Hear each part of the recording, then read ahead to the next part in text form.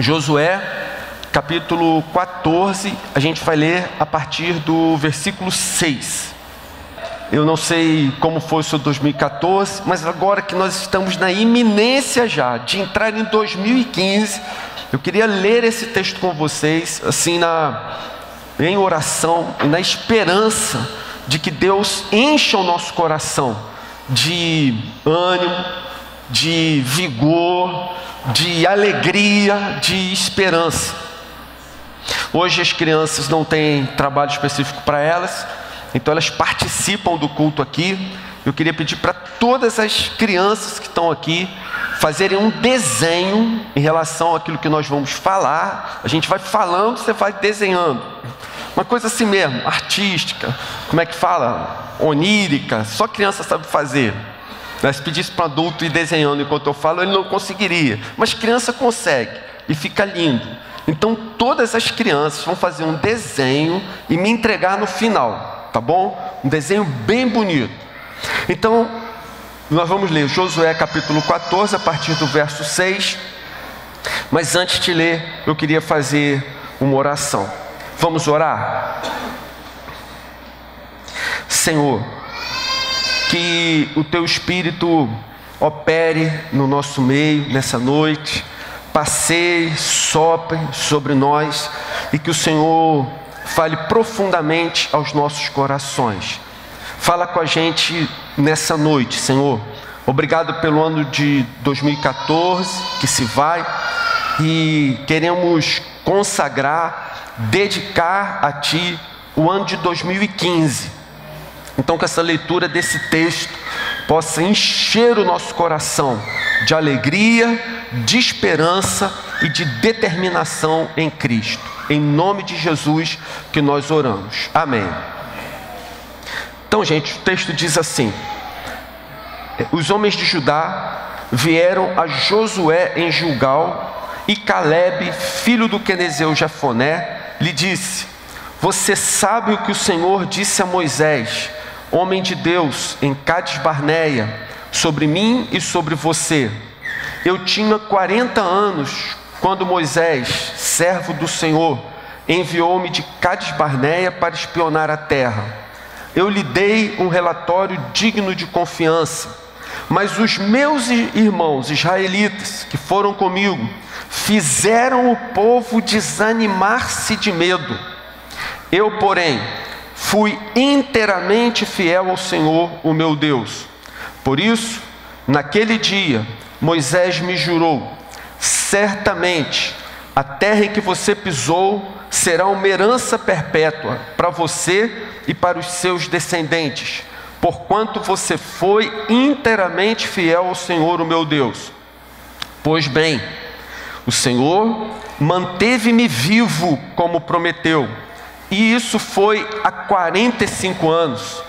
E ele disse, isso a Moisés, quando Israel caminhava pelo deserto: por isso, aqui estou hoje, com 85 anos de idade.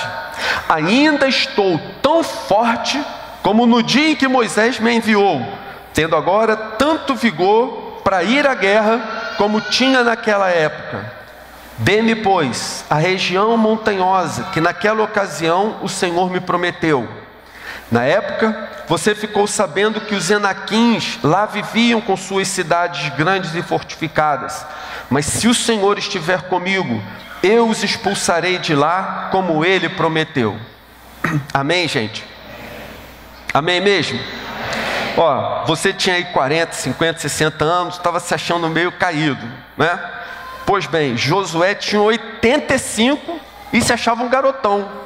Para ele estava pronto para a batalha, naquele momento. Então, gente, vejam só, existem pessoas que têm tudo para ser feliz. Tem pessoas que vivem em circunstâncias em que tudo parece que conspira para dar certo para ela, para que ela viva em paz, para que ela seja uma pessoa alegre, contente, confiante. Mas algumas dessas pessoas, elas levam a vida de forma pesada, arrastada, triste. Tudo para dar certo, mas são infelizes, Tem outro tipo de gente que vive em circunstâncias muito difíceis, que ao contrário, parece então que na vida dessas pessoas, elas têm tudo para dar errado. As suas atitudes, as suas escolhas, as suas decisões a levam para uma vida feliz e satisfeita. Caleb é o exemplo de alguém assim. Caleb tinha tudo. Gente, abaixa o retorno aqui, por favor. Eu estou me sentindo muito mal. Caleb é o exemplo de alguém que tinha tudo para dar errado na vida, mas deu certo, devido às escolhas que fez e às decisões que tomou. Vejam, irmãos, Caleb viveu, amadureceu, seus anos passaram, mas ele manteve a sua alma livre, feliz, leve e cheia de esperança. Veja só, em primeiro lugar, considere o seguinte: em que momento se dá o ocorrido que nós acabamos de ler? Caleb, ele havia entrado em Canaã, ele havia passado 40 anos no deserto. Caleb tinha saído do Egito. Qual era a situação de Caleb no Egito? Caleb era escravo, filho de escravos, neto de escravos. Até a enésima geração de Caleb, todos eram escravos no Egito. Durante a sua infância, enquanto os egípcios de sua idade brincavam nas pirâmides, nadavam no rio Nilo, ele era obrigado a amassar tijolos e a quebrar pedras. Durante a adolescência de Caleb, enquanto os egípcios de sua idade praticavam esportes, se aperfeiçoavam nas ciências, ele tinha que ficar misturando barro. Quando Caleb se tornou um jovem, e os egípcios da sua idade brincavam de pega com as suas bigas e iam namorar, Caleb ficava amassando tijolos de sol a sol e misturando barro. Ele trabalhava continuamente para os opressores. Tudo isso por 38 longos anos. Tudo indicava que Caleb seria escravo por toda a sua triste e penosa vida. Mas surge uma esperança. Aparece no Egito um homem chamado Moisés, que diz que foi levantado por Deus para livrar o povo. Ele opera grandes sinais, ele opera prodígios ali. Faraó finalmente os deixa partir. Então Caleb pensa: finalmente, livres, estamos livres. E aí vem uma outra fase na vida de Caleb. Ele está livre, mas ele caminha por 2 anos no deserto. Deserto causticante, período de escassez, carência, imensas dificuldades. Mas é nesse momento que Caleb vai ter uma experiência que vai mudar toda a sua vida. Ele é um dos selecionados, dos escolhidos, para irem a Canaã, entrarem em Canaã e espiarem a terra, observarem a terra e voltando, trazendo um relatório. Moisés chama Caleb e diz: Caleb, vai lá, olha o que o Senhor preparou para nós. Ele então vai, vê a terra, certifica que de fato ela é muito boa. A partir desse momento, o coração de Caleb começa a arder, a desejar entrar naquele lugar, tomar posse daquilo que Deus lhes preparou. Caleb pensa: gente, chegou a hora, o momento é esse, tudo vai mudar, vamos entrar na terra, vamos aproveitar tudo que Deus preparou para nós. Mas dos 12 enviados, apenas Josué e Caleb entendem dessa maneira. Só eles acreditam que Deus realmente poderia lhes entregar Canaã. Os outros 10 que foram na companhia deles desencorajam o povo, nem tentam conquistar, eles nem se arriscam, não movem uma palha. Eles simplesmente dizem: não, essa terra é cheia de gigantes, nós não conseguiremos. E devido à incredulidade dos israelitas, Caleb foi obrigado a viver mais 38 anos no deserto. Ele podia ter entrado, ele sabia disso, mas por causa dos que não creram, ele precisou vagar por mais 38 longos anos pelo deserto. Você percebe? Escravo, de família de escravos, descendente de escravos, que consegue ser liberto, vai parar no deserto, aí peregrina, 2 anos peregrinando pelo deserto. Você tem ideia do que é isso? Então ele acha, agora a gente pode entrar, toma posse, a vida vai mudar, a gente vai conseguir, vamos em frente, Deus prometeu, Deus dará.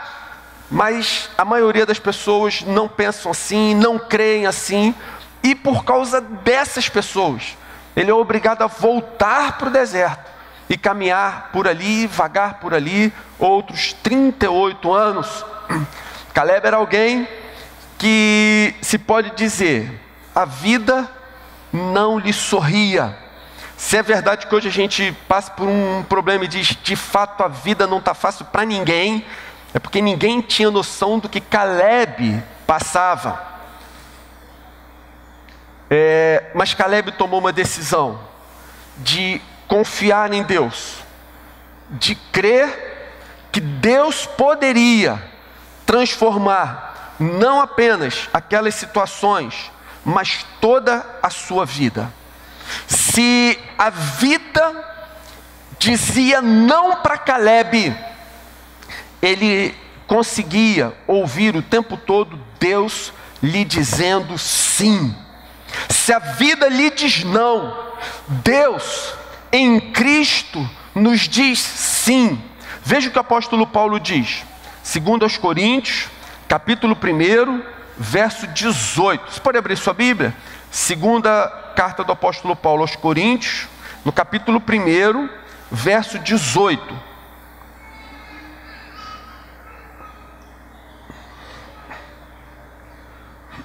Olha o que o texto diz. Todavia, como Deus é fiel, nossa mensagem a vocês não é sim e não, pois o Filho de Deus, Jesus Cristo, pregado entre vocês por mim e também por Silvano e Timóteo, não foi sim e não, mas nele sempre houve sim. Pois quantas forem as promessas feitas por Deus, tantas tem em Cristo o sim. Por isso, por meio dele, o amém é pronunciado por nós para a glória de Deus. Então, para a glória de Deus, você pode dizer amém? Amém. Em Cristo, nós temos o sim para todas as promessas de Deus. Agora veja, os anos se passam, o texto registra então as consequências da escolha de Josué, da decisão de Josué, de confiar no Senhor, de entregar sua vida ao Senhor, de esperar nele, de crer que ele era capaz de fazer cumprir sua promessa. Então, quais são as consequências? Veja, primeira consequência, aos 85 anos de idade, de uma vida extremamente difícil, Caleb ainda se sente cheio de esperança. Tem gente que parece que à medida que a vida vai passando, a esperança vai ficando para trás, o ânimo vai se abatendo, a alegria vai se atenuando, e os anos posteriores se tornam pesados, penosos, angustiantes. Tem gente que conta os dias para partir, não aguenta mais. Mas com Caleb não foi assim. No verso 10 do texto que nós lemos, ele diz: pois bem, o Senhor manteve-me vivo como prometeu. Isso foi há 45 anos que ele disse, e foi há 45 anos que ele disse isso a Moisés, quando Israel caminhava pelo deserto. Por isso, estou aqui hoje, com 85 anos de idade. Percebe? Descendente de uma geração de escravos, pelo menos 38 anos trabalhando para o opressor, vítima da incredulidade dos que não confiaram em Deus para entrar de imediato na terra, 40 anos vagando pelo deserto. Gente, Caleb tinha tudo para ser um velho amargurado, para ser um velho rancoroso, para ser uma pessoa frustrada, complexada. Mas Caleb não culpou os seus pais por ele ter ido parar no Egito como escravo. Caleb não culpou o imperialismo egípcio pela sua triste vida. Caleb não condenou os seus irmãos incrédulos que disseram que não conseguiriam entrar na terra. Pelo contrário, mas agora aos 85 anos de idade, de uma vida extremamente difícil, Caleb ainda se encontra cheio de esperança, cheio de confiança no Senhor. Ele diz: afinal, o Senhor manteve-me vivo como prometeu. Eu não sei se a sua vida tem sido tão difícil, mas uma coisa eu sei: nós que estamos aqui hoje juntos, nós também estamos vivos. Se estamos vivos é porque o Senhor fez com que permanecêssemos assim. Se estamos vivos é porque o Senhor está do nosso lado. Portanto, gente, Deus pode mudar a nossa sorte. Deus pode mudar todas as coisas da nossa vida para muito melhor. Nossas vidas podem ser continuamente transformadas. Eu quero tomar posse da promessa que o Senhor me fez. Eu quero aproveitar tudo que Deus tem reservado para mim nessa vida. Irmãos, nós ainda não experimentamos tudo o que Deus tem guardado e reservado para nós. Existem coisas maravilhosas que nós ainda temos a experimentar, a conhecer, a viver junto com o nosso Deus. Por mais que você o conheça, independente da quantidade de versículos bíblicos que você saiba de cor, que você já tenha lido a Bíblia de capa a capa, irmãos, a gente ainda está muito aquém daquilo que Deus tem para nos dar, daquilo que Deus quer fazer através de nós. Segunda consequência, Caleb também manteve o seu vigor. Coisa maravilhosa. Vejam, verso 11: ainda estou tão forte como no dia em que Moisés me enviou. Tenho agora tanto vigor para ir à guerra como tinha naquela época.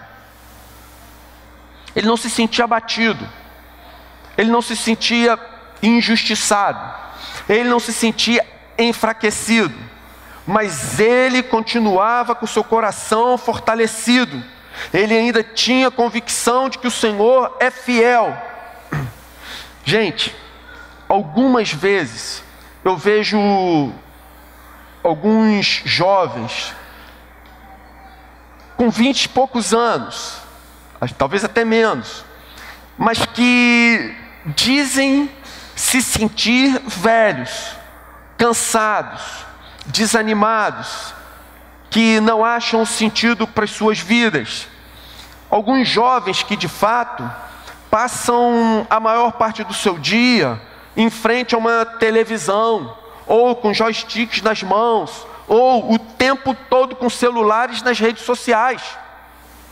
Aliás, agora que eu falei em celular em rede social, gente, olha só, lê a Bíblia no seu celular, amém, glória a Deus, você faz bem de usar o seu celular para isso.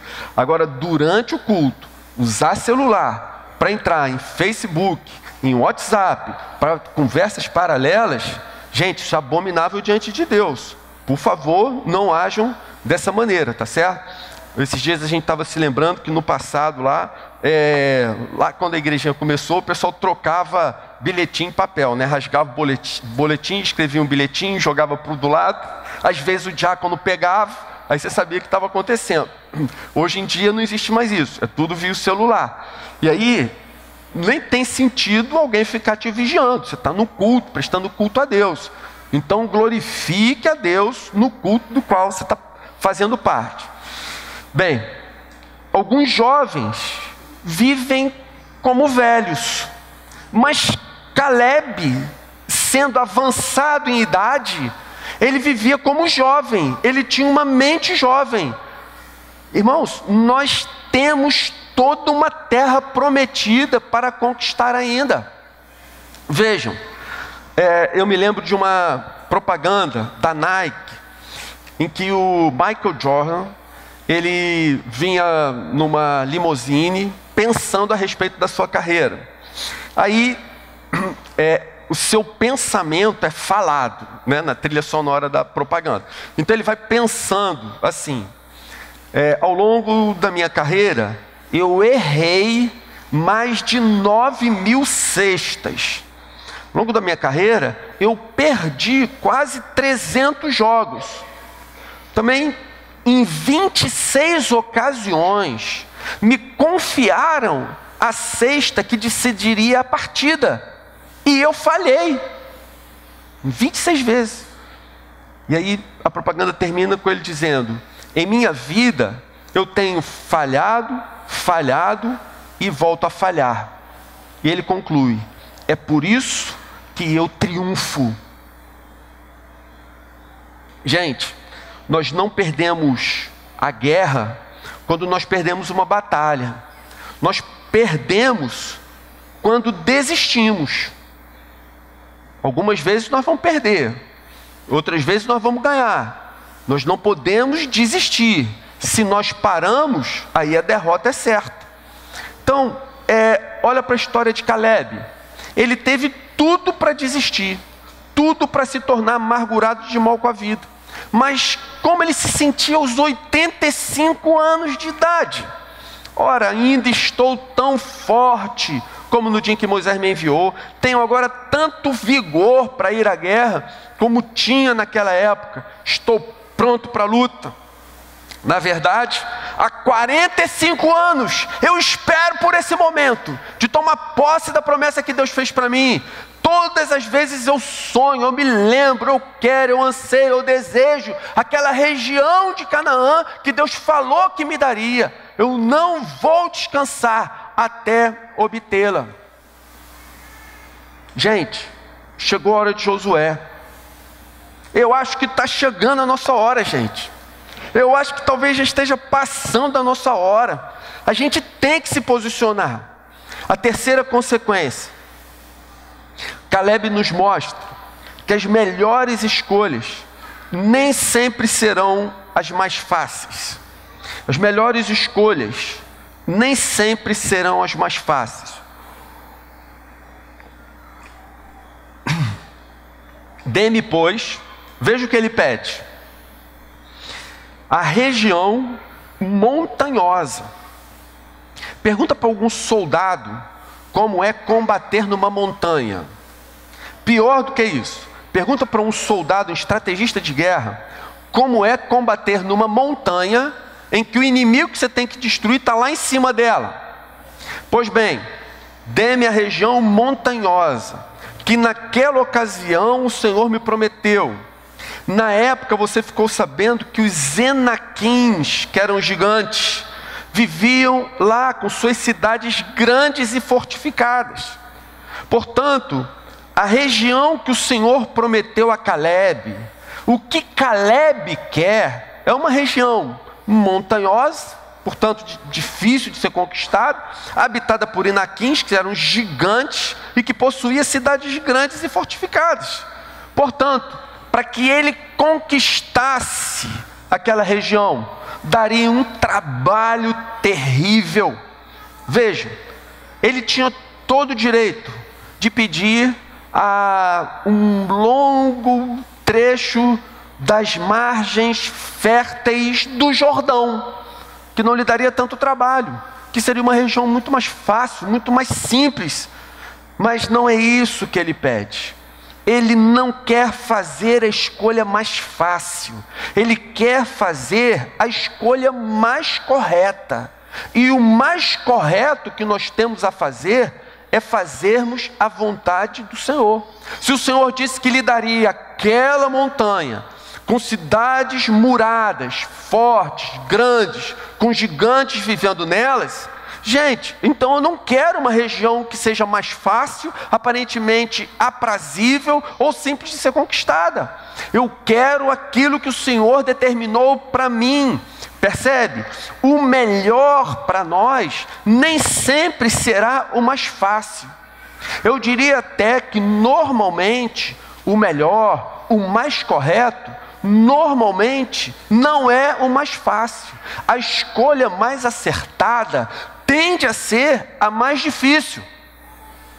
Mas, no verso 12 ele diz: se o Senhor estiver comigo, eu os expulsarei de lá, como ele prometeu. A preocupação de Caleb era saber se o Senhor estaria com ele. Eu quero fazer a vontade do Senhor, porque se eu a estiver fazendo na minha vida, mesmo que eu tenha que enfrentar momentos difíceis, circunstâncias complicadas, mesmo em momentos que aparentemente o céu se torna de bronze, cerrado, fechado, enfim, nenhuma luz no fim do túnel, se o Senhor estiver comigo, eu passo pelo vale da sombra da morte sem temer. Se o Senhor estiver comigo, eu sou capaz de enfrentar qualquer situação, por mais difícil que seja. Portanto, a preocupação maior de Caleb não era com os gigantes, não era com as cidades, não era com as montanhas.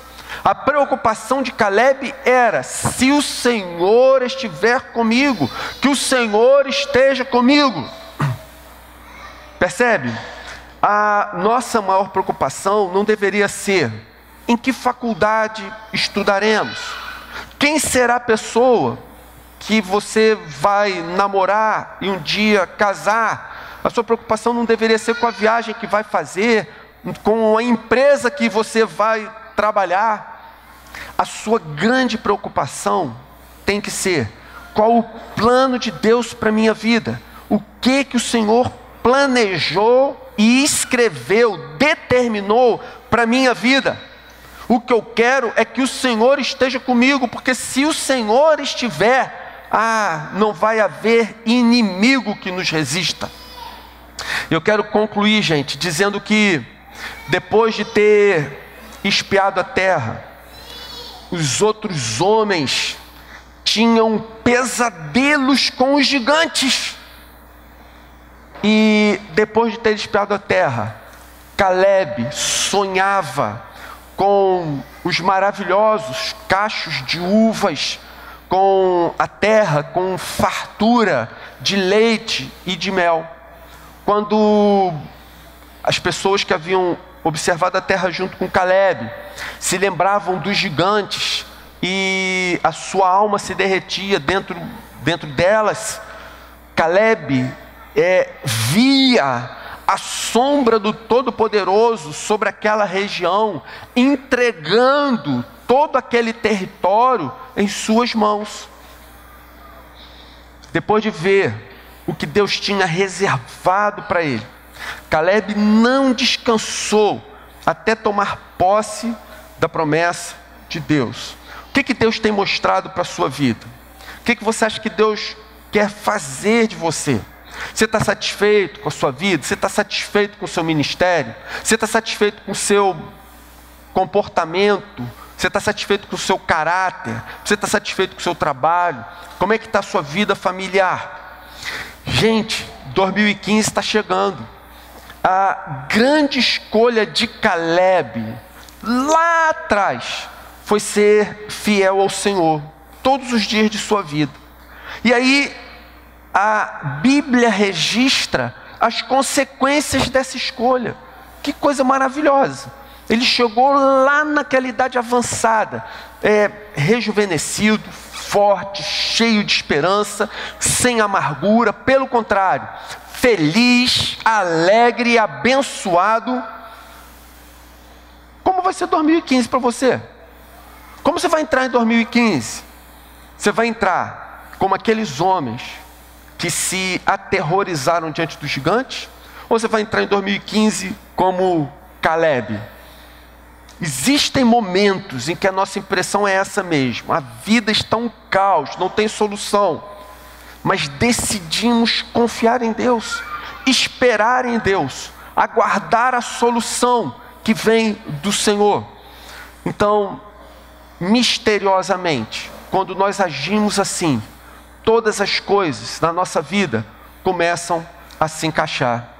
Gente, que 2015 seja o ano em que a gente vai depositar toda a nossa confiança, toda a nossa esperança no Senhor. Um ano em que Deus vai realizar grandes e maravilhosas coisas entre nós. Não falo necessariamente a respeito de coisas que atraiam a atenção de multidões, mas Deus vai tratar nossas vidas, nosso caráter, nosso coração. A gente vai sentir a presença de Deus com muito mais intimidade. Enfim, que seja assim. Que o Senhor nos conceda sua graça. Em um 2015, muito feliz a todos vocês. Fala para a pessoa que está do seu lado. Feliz ano novo. Feliz ano novo. Amém.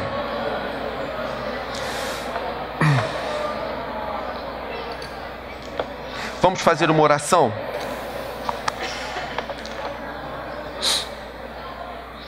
Depois você combina onde vai ser a ceia. Vamos só orar agora. Senhor, faz com a gente como o Senhor fez com Caleb. Dá-nos um coração que confia sobretudo no Senhor. Ensina-nos, Senhor, a não olharmos para os gigantes, para as muralhas, para as dificuldades, mas queremos colocar o nosso olhar, o nosso coração, a nossa confiança no Senhor.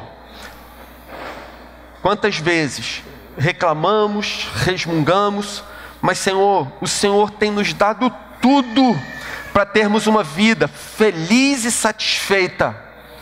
Não queremos viver, Senhor, amargurados, não queremos viver entristecidos, pesados, mas queremos nos lembrar da história de Caleb, que tendo tudo aparentemente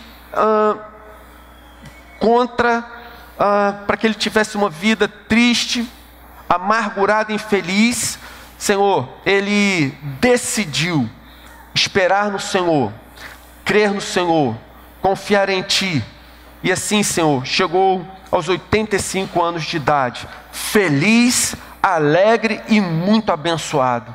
Ajuda-nos, Senhor, a vivermos assim.